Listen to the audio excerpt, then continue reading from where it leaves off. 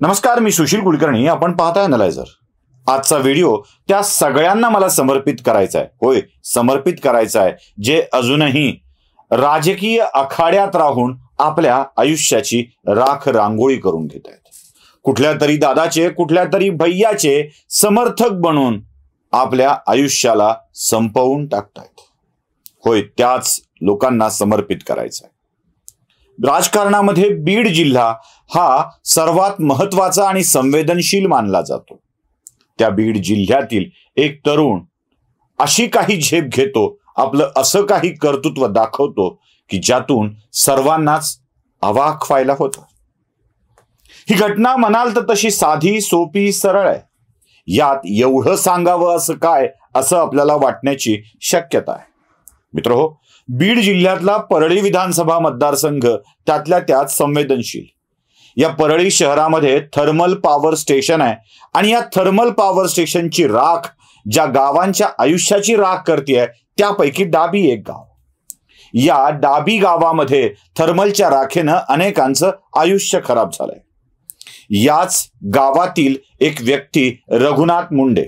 या रघुनाथ मुंडेंना 2 मुलं, त्यातला एक परळी शहरामध्ये आपलं इलेक्ट्रिक व्हेकलचं दुकान चालवतो, तर दुसरा शरद मुंडे. आता हा शरद मुंडे, डाबी गाव, परळीच्या आसपासचा परिसर, असं सगळी नावं घेतली की एकमेव गोष्ट आठवते. एक तर हा शरद मुंडे धनंजय मुंडे किंवा पंकजा मुंडे यांच्या बाजूचा असला पाहिजे. फेसबुकवर पोस्ट किंवा इन्स्टावर रील करत आपलाच नेता कसा मोठा हे सांगणारा असला पाहिजे, असं चित्र सगळ्यांच्या डोळ्यासमोर उभं राहतं. एकतर जगात भारी आपला नेता कसा हे सांगणाराच तो असतो. परळीतल्या बहुसंख्याक तरुणांची हीच अवस्था. यातून एखाद दुसरा पुढे जातो आणि आपलं आयुष्य घडवतो. त्यापैकीच एक शरद मुंडे. या शरद मुंडेची कहाणी मी तुम्हाला यासाठी सांगतोय. मला कहाणी, जीवन कहाणी नाही सांगायची आहे, पण त्याने मिळवलेल्या यशाची कहाणी यासाठी सांगायची आहे की परळीच्या थर्मलच्या राखेत जगून आणि राजकारण्यांच्या नादाला लागून आपल्या आयुष्याची राख रांगोळी करून घेणारे अनेक जण असतात, पण याही राखेतून फिनिक्स म्हणून उभा राहणारा, झेप घेणारा शरद मुंडे विरळाच असतो. म्हणूनच या शरद मुंडेंची कहाणी सांगणार आहे. परळी गुणवंतांची खाण नाही असं नाही. परळीनं राजकारणातला गोपीनाथ मुंडे नावाचा हिरा महाराष्ट्राला दिला हे विसरून चालणार नाही. याच राखेत सापडलेला तो हिरा होता. त्यासोबत आपण बजाजची आता कालबाह्य झालेली M80 वाहन बघितलं असेल. त्यातलं यम परळीच्या ममदानीचं आहे हे सुद्धा विसरून चालणार नाही. अशा अनेक मोठ्या माणसांपैकी एक परळी आणि यातील एक शरद मुंडे. जसं परळीतल्या माणसांचं सामान्यतः शिक्षण अंबाजोगाईला होतं. का माहित नाही म्हणजे कशासाठी. खरं तर परळीतल्या राजकारण्यांनी याचा विचार करण्याची गरज आहे. परळीतून यशस्वी होऊन जे बाहेर पडले ना, त्या प्रत्येकाचं शिक्षण अंबाजोगाईला झालंय. का? परळीच्या राजकारण्यांनी विचार करावा. त्यातलाच एक शरद मुंडे, ज्याचं माध्यमिक शालेय शिक्षण देखील अंबाजोगाईत झालं. अंबाजोगाईतलं शालेय शिक्षण झाल्यावर पुढे नागपूरला फार्मसीचं शिक्षण घेतलं आणि त्यानंतर शरदची आयुष मंत्रालयाच्या कामाची, आयुष्याच्या अभ्यासची सुरुवात झाली आणि शरद आयुष मंत्रालयाच्या कामामध्ये लागला.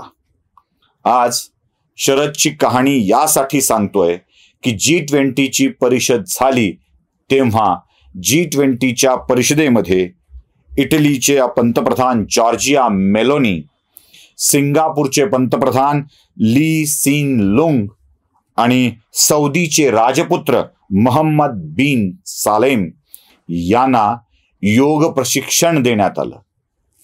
आणि हे योग प्रशिक्षण देण्याचं काम योगाचा प्रशिक्षक शरद मुंडे यांनी केलेलं आहे. जगातल्या 3 मोठ्या राष्ट्रप्रमुखांना योग प्रशिक्षण देण्याचं काम शरद मुंडे यांनी केलेलं आहे. शरद मुंडे केवळ योग प्रशिक्षण देतायत म्हणून त्यांची कहाणी मी इथे तुम्हाला सांगत नाही आहे.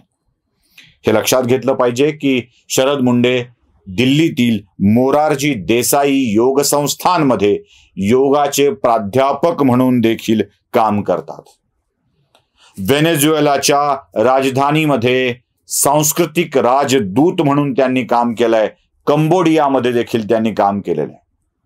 परळीतला एक तरुण या राजकारणाच्या चिखलातून बाजूला जाऊन स्वतःचं एक वेगळं अस्तित्व निर्माण करतो आणि तो तिथल्या लोकांना योगाचं प्रशिक्षण देतो. ही गोष्ट खरोखरच कौतुकास्पद आहे. तुम्ही म्हणाल या अशा प्रशिक्षकांच्या बातम्या सांगण्याचं कारण काय? कारण हे आहे की इथल्या माध्यमांना परळीसारख्या भागातून एखादा तरुण जातो आणि तो योग प्रशिक्षक होतो, तो अनेक राष्ट्राध्यक्षांना योग प्रशिक्षण देतो. ही बातमी देखील सांगावी वाटली नाहीये. G20च्या बाबतीत वृत्तांकन करताना याकडे त्यांचं दुर्लक्ष झालं कसं, हा माझ्या मनाला पडलेला प्रश्न आहे. आणि परळीत राहणाऱ्या सगळ्यांनाच मला सांगायचं आहे, बाबांनो, जोपर्यंत भाऊ, दादा, ताई, साहेब, आप्पा, अण्णा या चौकटीत आपण अडकून राहू ना, तोपर्यंत आपल्या आयुष्याला अशी उभारी घेता येणार नाहीये. अजिबात घेता येणार नाही. एखादा हिरा चमकतो, त्या हिऱ्याला पैलू पाडले जातात. त्याची चमक तो हिरा असल्याचं सांगणं तेवढंच आवश्यक असतं. म्हणून मी या शरद मुंडेंची कहाणी सांगतो. शरद मुंडे सारखा हिरा मोदी नावाच्या पारख्याकडे आणि शहा नावाच्या पारख्याकडे गेला की त्याचं कसं सोनं होतं हे बघा. अंगात गुण असणं आवश्यक आहे आणि आपण नादाला कोणाच्या लागायचं हे देखील ठरवणं आवश्यक आहे. म्हणूनच शरद मुंडेच्या गुणवत्तेचं मला कौतुक वाटतं. या भाऊदादांच्या मागे अडकलेल्या गुणवत्तेत सगळ्याच अडकलेल्या लोकांना मला सांगायचं आहे की बाबांनो, स्वतःला सावरा आणि स्वतःची गुणवत्ता ओळखून स्वतःलाच सिद्ध करा. नमस्कार.